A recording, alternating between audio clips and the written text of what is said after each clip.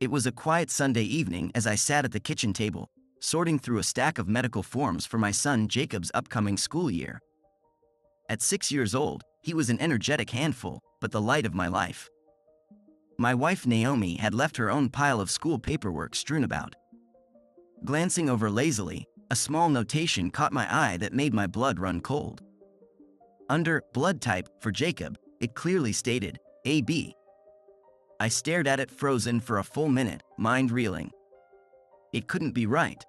Digging out our own medical records from last year's routine physicals, I double-checked what I already knew in my gut. My blood type, Naomi's, A. There was no possible way for us to have a child with a B blood.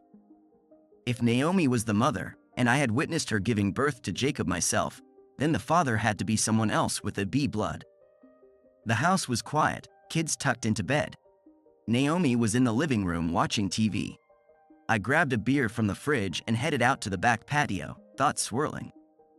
How had our marriage been, really? Fine, I would have said.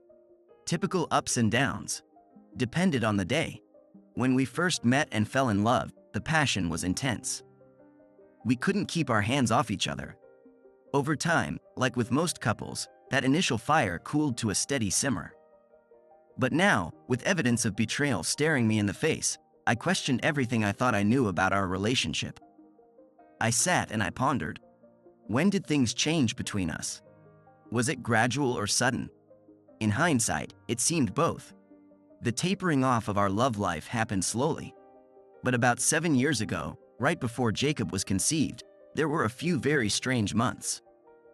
Naomi, normally so open and affectionate, started acting erratically. Some nights she would come home late from work, barely let me kiss her, then rush off to shower and avoid me the rest of the evening. The next day, same cold treatment. But then suddenly she'd transform again, making me romantic dinners, initiating passionate encounters, telling me how much she adored me. This hot and cold, push and pull went on for a good 2 to 3 months. I asked her repeatedly what was going on, if something happened, if there were issues at work or between us. But she always brushed it off. I don't know, Charles, I'm just stressed. I'm sorry. When things finally evened out again, it was to a new normal between us that was much less connected than our early days. Naomi's mood stabilized, but she was rarely physically affectionate anymore. Intimacy only happened once every week or two, and only if I really pushed for it. Any subtle hints that I wanted to be together were easily dismissed. I had to be extremely direct about the dry spells, and even then, Naomi made it seem like a big favor she was granting me. Was this just the sad trajectory all marriages took? It was the only one I knew, so I couldn't say. Of course, I wondered about infidelity. But then Naomi got pregnant with Jacob, and the joy and busyness of new parenthood eclipsed a lot of my concerns about our relationship. After Jacob's birth, we were both exhausted, and I chalked up Naomi's continued disinterest as a normal side effect of caring for an infant. When he turned 2, we conceived our daughter Lily, and welcomed her just after Jacob's 3rd birthday. Charles and Naomi, the passionate partners, were now dad and mom to 2 wonderful but tiring little ones. We adored our kids, even as I felt more and more the lack in our marriage, especially physically. I didn't really acknowledge it then. Maybe I thought it was par for the course with young children. But now, armed with the devastating knowledge that my son wasn't biologically mine, Naomi's behavior from 7 years ago took on a much more sinister light. She must have started an affair around then. It would explain the distance, the late nights, the emergency showers. The subsequent bursts of affection and warmth could have been guilt, or an attempt to throw me off the scent while she continued to sneak around. As I sat in the darkening yard, my initial shock crystallized into a cold, seething anger. My beloved wife hadn't just cheated on me. She had conceived another man's baby and let me believe the child was mine. For all I knew, Lily might not be mine either. If my only goal in that moment was to punish Naomi, I would have stormed inside, confronted her with the blood type proof, demanded a confession, and thrown her lying ass out on the street. But it wasn't that simple. I loved my children desperately, no matter their DNA. If we divorced, especially over infidelity, Naomi would likely get primary custody. I had to think strategically. What did I really want here? The answers came to me with surprising clarity. First, I needed to know the full truth of what Naomi had done. Was it a short fling? Did she know Jacob wasn't mine? Or had she been fully aware, carrying on an affair for years? Second, I was determined to raise the kids as my own and shield them from ever finding out about their biological parentage. Once I had my objectives, the path to achieving them felt straightforward. I went back inside and noticed Naomi had already gone to bed. I crept into each of the kids' rooms with cotton swabs, gently swiping the inside of their cheeks as they slept. I labeled Jacob as number 2 and Lily as number 3. Then I went to the bathroom and swabbed my own cheek, marking it number 1. I had a college buddy who worked in a DNA lab. I'd get the tests done anonymously, which would be the first step in gathering intel. When the results came back, I'd know what steps to take next. A week later, my friend called me with the findings, having no idea whose samples they actually were. I played it off as distant cousins I was trying to link. "Well, Charles," he said, "subjects 2 and 3 are definitely full siblings. But subject 1 isn't related to either of them. I guess they aren't your cousins after all." I thanked him and hung up, a plan already taking shape. So Jacob and Lily shared the same 2 parents. Naomi had 2 children with this mystery man. But did she know that? Obviously, she knew she had slept with him. But was she aware he had fathered our babies? There was an easy way to find out. The next day, I approached Naomi as she made dinner. Without turning around, I said casually, "Oh hey, I forgot to mention. A guy at work has a friend who's a geneticist doing some research. He needs DNA samples from families. I said we could donate some from you, me and the kids. I'll do the kids before bed if you're okay with it, then we can do ours." Sound good? I watched Naomi closely as I spoke.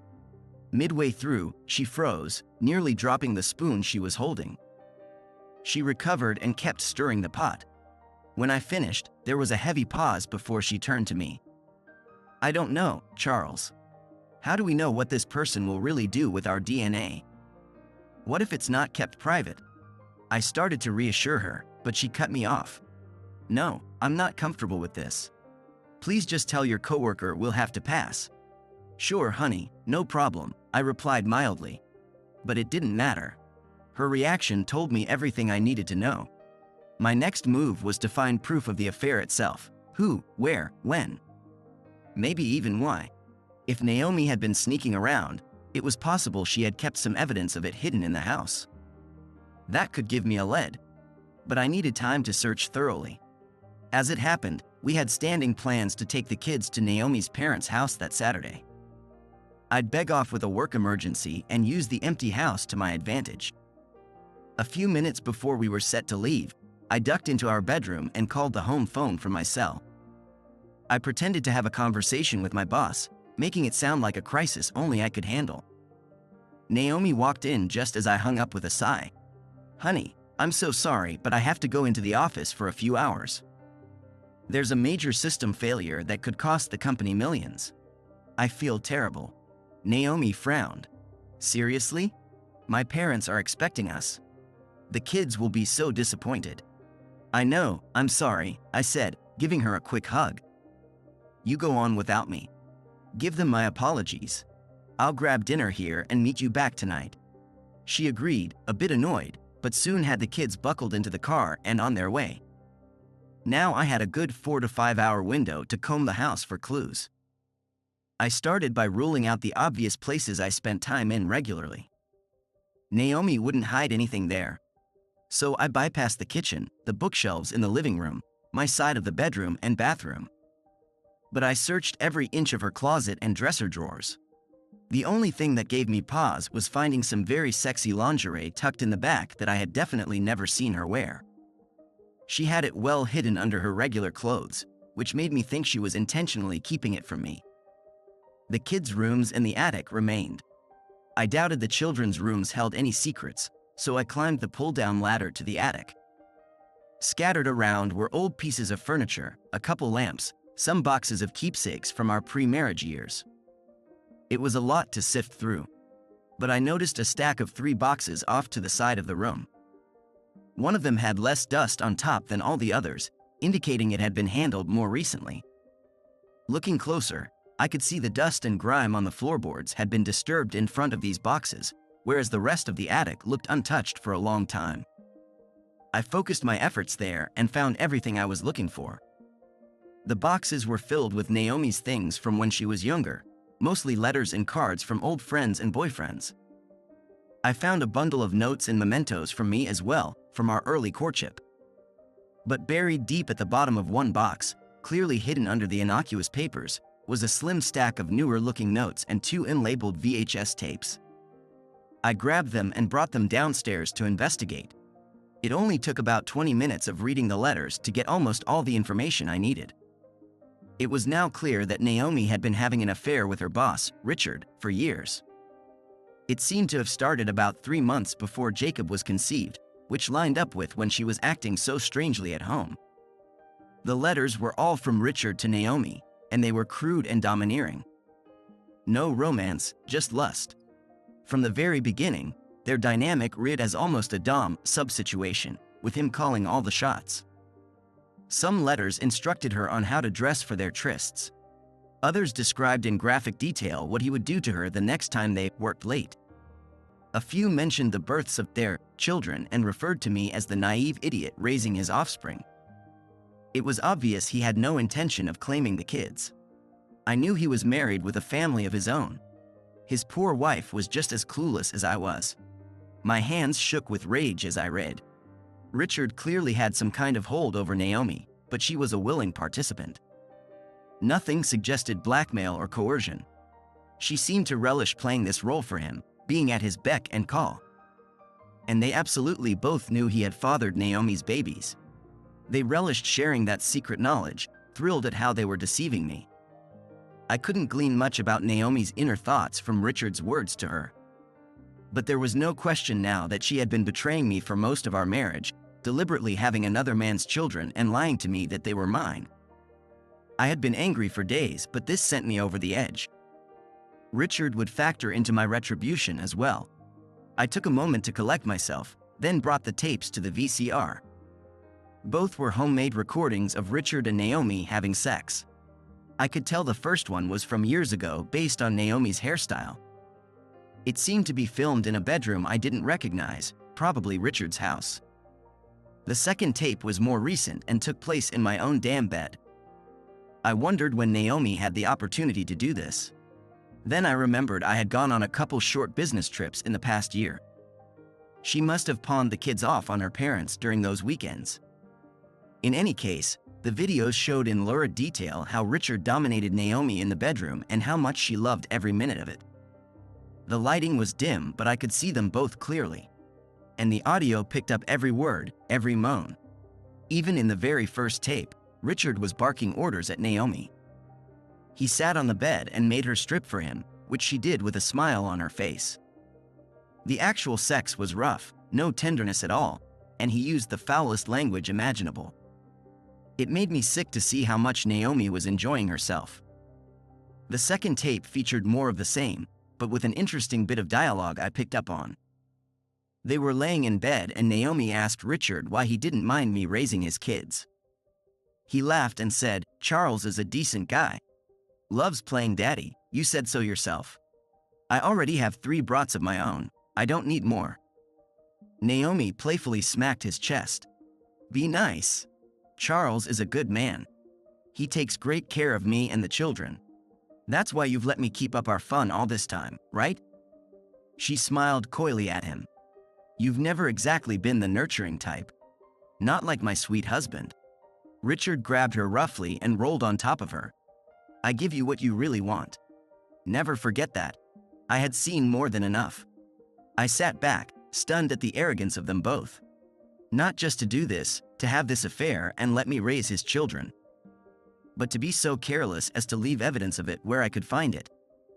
Where anyone could find it. Suddenly I knew exactly how I was going to make them pay, both of them. Using a high-quality scanner at work, I digitized every letter and made PDFs.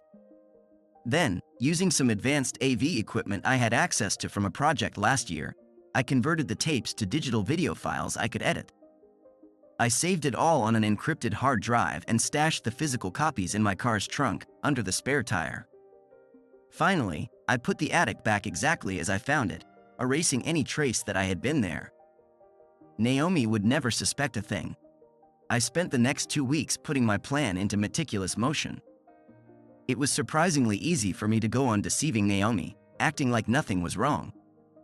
I figured, hey, she had been lying to my face for 6 years. Why should I have a problem returning the favor? So I was my usual self, an attentive father, a dutiful husband. I continued to show Naomi affection, although I was more passive about it, letting her come to me. I certainly never initiated intimacy. The truth was, I could barely stand to look at her anymore, much less touch her. As it happened, Naomi had a big event coming up in her social circle. After several years on the board of a prominent local charity, she had been named the new chairwoman. Her appointment would become official at a fancy dinner where she was expected to give a speech outlining her vision for the organization. Naomi was thrilled and honored by the position. She was also nervous about the speech itself. So she asked for my help putting together a PowerPoint presentation to go along with her remarks. I spotted a golden opportunity. I spent a couple of evenings working on the project with her, watching as she laid out her bullet points and graphics. She did a few practice runs and everything looked good. What Naomi didn't know was that I had created a very different slide deck of my own. One that would make the dinner unforgettable, though not in the way she imagined. The day before the big event, I made sure to ask Naomi if she had invited Richard and his wife to the dinner. She confirmed they would both be there. My excitement grew, though for very different reasons than hers. When the evening arrived, Naomi looked stunning in a floor-length black gown. I wore my best suit and tie. We arrived early to get her set up. I helped load her presentation and do a quick sound check. Everything worked perfectly. The dinner itself was pleasant, with small talk and laughter floating around the ballroom. After the salad course, the outgoing chairwoman took the stage to sing Naomi's praises. She waved her up to the podium to loud applause. I watched the clock, knowing my wife's happiness would last exactly 3 minutes and 12 seconds. That was the precise timestamp. Naomi took her place at the podium, beaming with pride. She began speaking about her vision for the charity, her voice confident and poised. Exactly 3 minutes and 12 seconds in, the PowerPoint slides behind her transitioned from stock photos of underprivileged children to something much more salacious. A series of still images appeared, taken from the homemade sex tapes I had discovered. Though some were dimly lit, there was no mistaking the figures as Naomi and her boss Richard, captured in various graphic positions. Naomi continued speaking, oblivious at first to the gasps and murmurs rippling through the crowd. But she couldn't ignore it for long. Mid-sentence, she glanced over her shoulder and let out an audible gasp, her face draining of color. She fumbled with the laptop behind her, desperately clicking buttons to try and regain control of the presentation. But it was useless. I had locked it down. The still images began cycling through video clips, complete with audio. Naomi's voice moaning in ecstasy filled the hushed ballroom. Then Richard's voice, harsh and commanding. "You're going to take every inch of me like you were made for it." Naomi recoiled, her hands flying to cover her mouth in horror. The crowd's shock turned to outrage, with shouts of "disgusting" and "how could you?" echoing from the tables. Naomi stood motionless, tears streaming down her crimson face. She didn't even attempt to continue her speech. On the screen, another clip played Richard speaking directly to the camera. "Don't worry, baby. Charles is too big of a dumbass to ever figure out those brats aren't his." He laughed cruelly. "Just keep letting him play daddy and I'll keep giving you what you really need." The video looped back to the beginning and I saw Naomi's entire body sag in defeat. She simply stood there, shoulders shaking with silent sobs, as the crowd erupted into chaos around her. Plates and silverware clanged as people stormed out. Nearby, I saw Richard's wife grab a glass of wine and hurl it directly at his head, screaming a torrent of curses as she fled the ballroom. Within minutes, the room had almost entirely cleared out, leaving just Naomi and me. She turned slowly from the podium, tears still streaming down her face. Her eyes met mine with a look of utter betrayal. "Charles, how could you?" She whispered hoarsely. "I thought you loved me." I couldn't stop the bitter laugh that burst from my lips. "Loved you? Like you loved me these past 6 years while you were getting plowed by your boss behind my back? While you let me raise another man's children, thinking they were mine?" Naomi flinched at my harsh words. Good. I wanted her to feel as much pain as I did when I discovered her lies. "Don't insult me further with your lies. What's going to happen now?" she asked in a tiny voice. I stood and approached her slowly, stopping when I was just a few feet away. I reached into my inner jacket pocket and removed a folded document, holding it out to her. "This is what happens now. I'm filing for divorce, effective immediately. These are the papers serving you. If you want joint custody of the kids, you can have it. But if you fight me on this or try to leave town, I'll bury you. I'll make sure those videos get leaked and you'll be lucky if you're allowed to see Jacob and Lily again at all." With that parting shot, I turned and strode from the ballroom, leaving Naomi crumpled on the floor behind me. I had promised myself I wouldn't shed a single tear over her betrayal. And I didn't. I was coldly resolute, focused only on protecting my children and surviving the wreckage of my marriage with my self-respect intact. In the days following the disastrous charity dinner, I took decisive action to separate myself from Naomi. I hired the most ruthless divorce attorney I could find and followed his guidance to the letter. Within a week, Naomi was served with papers and a temporary order was in place giving me full custody of Jacob and Lily. Naomi was in utter shock, begging me to reconsider, to give her a chance to make things right. Part of me was tempted, the small part that still loved her, that remembered the woman I fell for all those years ago. But I couldn't let myself be swayed. The evidence of her betrayal was too overwhelming. Those sickening videos would be seared into my brain forever. My attorney advised showing no mercy. "She stepped out on you in the most cruel way imaginable. Took another man's seed while lying to your face. You need to hit her with everything you've got from the jump. Don't give an inch." His cold pragmatism was exactly what I needed to hear. So that's what I did. I went scorched earth, using the evidence from Richard's letters to depict Naomi as an adulterer and unfit mother. I painted her as a depraved sexual deviant who would no doubt traumatize the children if allowed access to them. My attorney also threatened to leak the videos publicly if she didn't accede to my demands for full custody and primary ownership of our marital home.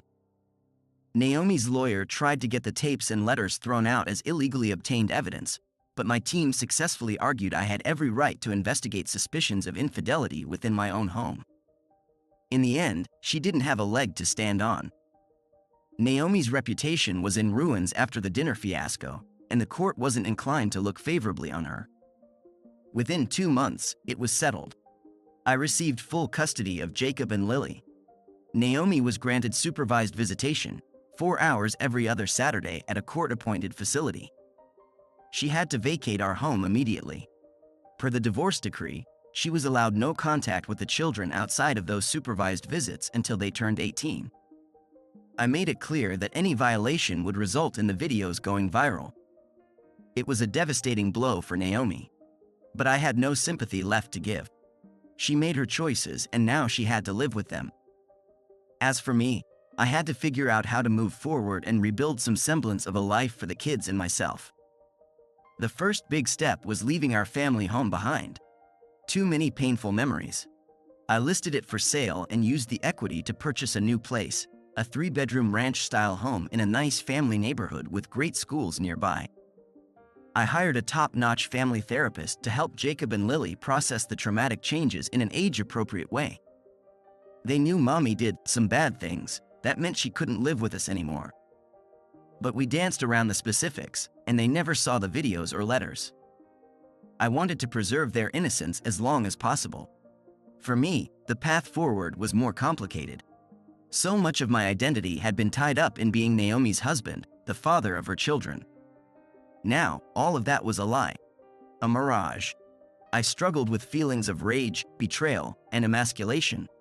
My self-worth and ability to trust others was badly shaken. Thankfully, I had one bright light to cling to during my darkest moments, Denise. Sweet, beautiful Denise from the office.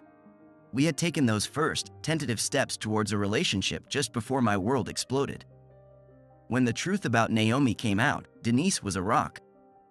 She listened without judgment as I raged and cried and tried to make sense of it all. She never once took Naomi's side or tried to excuse her actions. Her fierce loyalty and support was a balm I desperately needed. As my divorce played out, Denise and I grew closer. Our friendship slowly blossomed into a deeply committed relationship. She formed her own bonds with Jacob and Lily, doting on them, playing games, helping with homework. They adored her. And for me, she was the calm in the eye of the storm, the safe harbor I clung to as the life I knew was ripped apart. We took our time and didn't rush into anything physical. But eventually, one tender evening, it felt right. Denise and I made love for the first time, and it was soft, sweet, and infinitely healing. She cradled me in her arms after, stroking my hair as I finally allowed myself to shed the tears I had been holding back for months. I cried for the death of my naive dreams, for the violation of my heart and trust. But mostly, I cried with relief to have someone so pure and good in my life again. In the 2 years since, Denise has become my rock, my best friend, my partner through all the ups and downs. We married last spring in a small ceremony, just us and the kids and a few friends. Jacob and Lily were our ring bearer and flower girl. It was the fresh start I so desperately needed, a new chapter filled with love and light. Naomi remains a presence in our lives, though a distant one. She utilized her court-ordered visitation religiously at first, sobbing through every visit as she begged me to stop punishing her and the kids. But the supervised conditions were a source of great shame for her. Eventually, the visits tapered off until she was only showing up once a month, if that. The kids noticed and asked questions I never had a good answer for. As for Richard, I made good on my promise to bury him as well. I leaked pieces of evidence to his wife Caroline, enough to confirm his serial infidelity and the fact that he had fathered children outside their marriage. It blew their world apart in spectacular fashion. Caroline divorced him, took him for every penny, and got an order of protection put in place. Last I heard, Richard lost his job and was living out of his car, having depleted his life savings on legal fees and paying off Caroline's demands. I took no joy in destroying another family like that. But Richard's smug arrogance in those videos, acting like he could violate my life without consequence, made me realize he needed to be held accountable too. Some may argue I went too far, that I should have just walked away and focused on my own healing. Maybe they're right. But in my darkest moments, fantasizing about making Richard pay was one of the few things that gave me satisfaction. These days, life has regained a sense of peace and normalcy. Denise is an incredible mother to Jacob and Lily. We've done our best to make our household a loving, stable environment. The kids are happy and thriving. As for Naomi, I don't know if I'll ever be able to fully forgive her for her selfish betrayal. A small piece of me still loves the woman I thought I knew. But I've realized that version of her never truly existed. She was a mirage, just like so much of my former life. I've had to radically accept that my future is now forever different than I had planned. But I've also accepted that different isn't synonymous with worse. In fact, once I shed the shackles of Naomi's deception, my new life has become one of profound authenticity, love, and joy. It's been a long, arduous journey to reach this point of healing. But I'm thankful every day that I survived it, and that I get to spend my days with people who cherish me for who I truly am.